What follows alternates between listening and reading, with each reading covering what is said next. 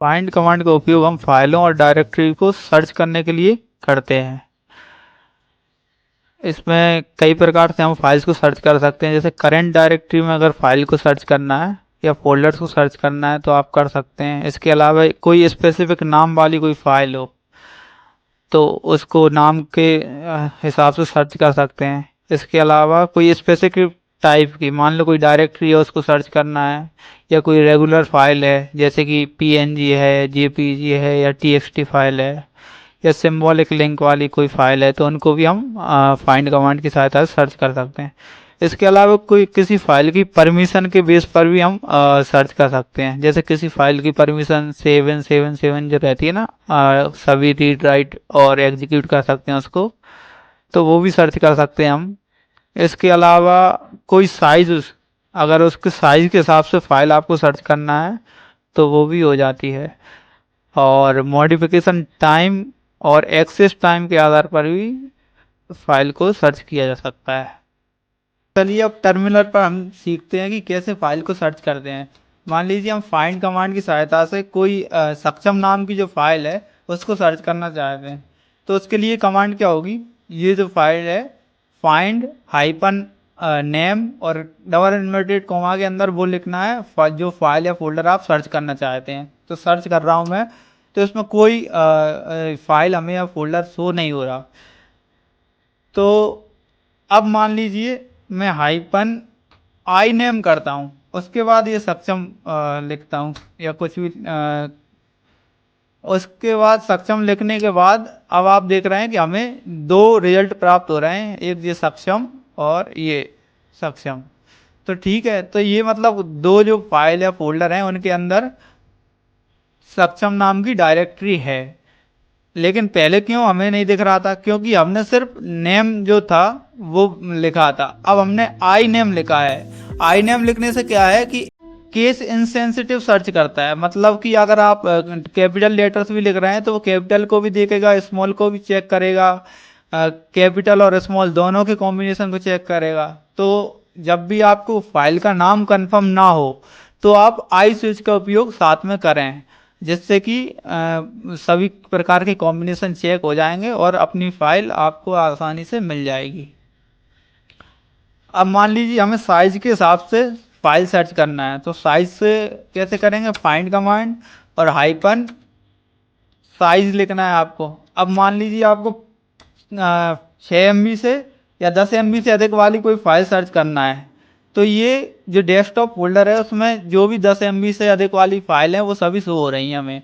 तो Rocky dot T X T, बिन10 और Rocky dot T X T, ये 3 फाइल हैं जो 10 MB से ज़्यादा की। मान लीजिए हमें 10 MB से कम वाली फाइल सर्च करना है, तो उसके लिए भी हम साइज का यूज करेंगे, लेकिन इसमें हम -10 और MB के लिए M लिख देंगे। तो इतनी सारी जो फाइल हैं वो 10 MB से कम वाली फाइल हैं जो हमें शो हो रही हैं। ये सब कहाँ, डेस्कटॉप पर जो फाइल हैं उन वो शो हो रही हैं हमें। ठीक है, इसके अलावा अब मान लीजिए हमें परमिशन से फाइल को सर्च करना है। किसी फाइल की परमिशन मान लीजिए 777 है, उसको सर्च करना है। तो उसके लिए हमें फाइंड और उसके बाद हाइपन PREM परमिशन और 777 ये सर्च करेंगे तो हमें पता चलता है कि सक्षम और फास्ट ट्रैक डॉट TXT ये दो फाइल हैं जो 777 परमिशन वाली फाइल है। अगली हम देखते हैं कि मॉडिफिकेशन टाइम के हिसाब से फाइल सर्च करना कैसे करते हैं। तो मॉडिफिकेशन के लिए find hyphen M time, modification time. अब मान लीजिए मैं +3 करता हूँ तो क्या रिजल्ट होगा। तो मतलब मैंने 3 दिन के बाद, मतलब आज से जो 3 दिन पहले जो फाइल रही होंगी वो जो उनमें मैंने सर्च किया होगा या एडिट किया होगा कुछ भी, तो वो सभी शो हो रही हैं। लेकिन मान लीजिए मैं 3 दिन के अंदर वाली फाइल सर्च करना चाहता हूँ कि मैंने 3 दिन में कौन कौन सी फाइलों को एडिट किया है या उनको मॉडिफाई किया है। तो उसके लिए मुझे क्या करना होगा, फाइंड कमांड के साथ में सिर्फ प्लस का साइन लगाना पड़ेगा, माइनस का साइन लगाना पड़ेगा 3 दिन के अंदर के लिए। तो ये 3 दिन के अंदर मैंने सिर्फ इन फाइल्स को बनाया है, मॉडिफाई किया है, ये सब। तो इस प्रकार से हम मॉडिफाई वाली फाइल भी देख सकते हैं। अब मान लीजिए आपको अपने डेस्कटॉप पर सभी जो पीएनजी फाइल है उनको सर्च करना है, तो उसके लिए आपको फाइंड कमांड के साथ में ये नेम लिखना होगा। उसके अलावा आपको एक वाइल्ड कार्ड का उपयोग करना होगा, जैसे स्टार कहते हैं, स्टार डॉट पीएनजी। मान लीजिए आप पीएनजी सर्च करना चाहते हैं, कितनी पीएनजी फाइल हैं वो सर्च करना चाहते हैं आपके डेस्कटॉप पर, तो इसको सर्च करने के लिए इस कमांड का उपयोग किया जाता है। Find hyphen name double inverted comma में वाइल्ड कार्ड में स्टार और डॉट पीएनजी। तो जो पीएनजी वाली जो फाइल है, एक्सटेंशन वाली फाइल, वो सभी आपको शो हो रही हैं। इसके अलावा मान लीजिए हमें सभी टीएक्सटी फाइल शो करना है, तो टीएक्सटी फाइल शो करने के लिए फिर से यही कमांड रहेगी, बस हमें पीएनजी की जगह टीएक्सटी लिख देना पड़ेगा। तो टीएक्सटी लिखने पर जो भी हमारी सभी टीएक्सटी फाइल शो होने लगी हैं। अब हम टाइप कमांड की सहायता से, मतलब जो फाइंड कमांड के साथ जो टाइप स्विच है उसका यूज करके देखेंगे। तो उसमें क्या होता है कि यदि मान लीजिए आपको कोई रेगुलर फाइल सर्च करना है, तो रेगुलर फाइल के लिए आप एफ लगाते हैं। और मान लीजिए मैं सक्षम नाम की फाइल फिर से सर्च करता हूँ, तो उसके लिए सक्षम, ठीक है, सक्षम सर्च करता हूँ। अब आप इसमें गौर से देखें, मैंने यहाँ पे फाइल लिखा है, तो ये सिर्फ फाइल को सर्च करेगा, ना कि फोल्डर को, जबकि सक्षम एक फोल्डर था। तो सक्षम फोल्डर होने के कारण हमें यहाँ पे कोई फोल्डर शो नहीं हुआ, क्योंकि हमने सिर्फ फाइल के लिए सर्च किया था। अब मान लीजिए मैं इसकी जगह फोल्डर सर्च करता, तो फोल्डर के लिए हमें डी मतलब डायरेक्टरी लिखना पड़ता, और उसके बाद फिर ये सक्षम नाम लिखता, तो हमें ये डायरेक्टरी शो हो जाती। तो देखिए ये डिफरेंस है एफ और डी का। जो फाइल अकेली सर्च करना हो आपको, तो टाइप के साथ में एफ लगा दीजिए तो सिर्फ फाइल सर्च होंगी, और टाइप के साथ में अगर डी लगाते हैं आप, तो उसमें आपको फोल्डर्स या डायरेक्टरी शो होंगी।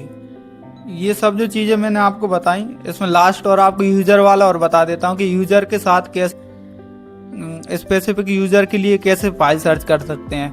मान लीजिए हम किसी स्पेसिफिक यूजर है, मान लीजिए राम के लिए कोई फाइल सर्च करते हैं, मतलब राम जो यूजर होगा इसके द्वारा कोई फाइल होगी, जो इसका ओनर होगा राम, वो फाइल आपको सर्च हो जाएगी। तो सिर्फ डेस्कटॉप पर एक ही फाइल है eco.txt, जिसका जो ओनर है वो राम है। तो आप इस प्रकार से किसी ऑनर के नाम से भी फाइल को सर्च कर सकते हैं। अब ये तो सब मैंने सिर्फ डेस्कटॉप फोल्डर के अंदर आपको फाइल सर्च करना बताया। डेस्कटॉप मतलब करंट डायरेक्टरी जो भी आपकी, उसके अंदर आप कैसे सर्च कर सकते हैं। लेकिन यदि आपको किसी दूसरे फोल्डर या डायरेक्टरी में कोई सर्च करना है, तो मान लीजिए आपको ETC डायरेक्टरी में सर्च करना है, तो आप क्या लिखेंगे, उसका पाथ दे देंगे। फाइंड के बाद उसका पाथ देना पड़ेगा, उसके अंदर वो फिर सर्च करने लगेगा फाइल्स। मान लीजिए मैं ये ETC जो फाइल है या फोल्डर डायरेक्टरी है, उसके अंदर होस्ट सर्च करता हूँ, तो ये मुझे परमिशन डिनाई आ रहा है, क्योंकि सूडो के साथ में ही ETC आप खोल सकते हैं या जा सकते हैं ETC फोल्डर में। इसके अलावा आप वैसे नहीं जा सकते। तो मैं सूडो का उपयोग करता हूँ इसमें, और फिर ट्राई करता हूँ।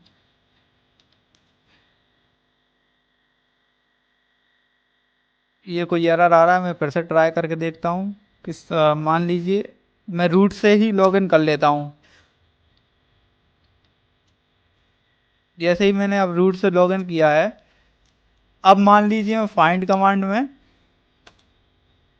ETC डायरेक्टरी में जाता हूँ, उसके अलावा उसमें सर्च करता हूँ passwd फाइल जो है वो सर्च कर लेता हूँ। तो देखिए आप इसमें जो डायरेक्टरी है वो शो कर दी है कि ईटीसी के अंदर कोई पास डब्ल्यू डी है या ईटीसी के अंदर एक और भी पास डब्ल्यू डी है, तो ये दोनों शो होने लगे। तो इस प्रकार से आप सिर्फ ये पाथ देकर, जिस भी आप डायरेक्टरी का पाथ देंगे उसमें वो सर्च करने लगेगा। तो ध्यान रखें कि आप सिर्फ रूट का पाथ बहुत कम दें, क्योंकि रूट के पाथ देने में बहुत पूरी जो कंप्यूटर के अंदर पूरी जो फाइल्स होती हैं उनको सबको वो सर्च करता है, तो बहुत सारा सीपीयू पर वर्कलोड बढ़ता है, तो हैंग भी हो जाता है कभी कभी। तो इसलिए आप रूट पर कभी सर्च ना करें। धन्यवाद दोस्तों।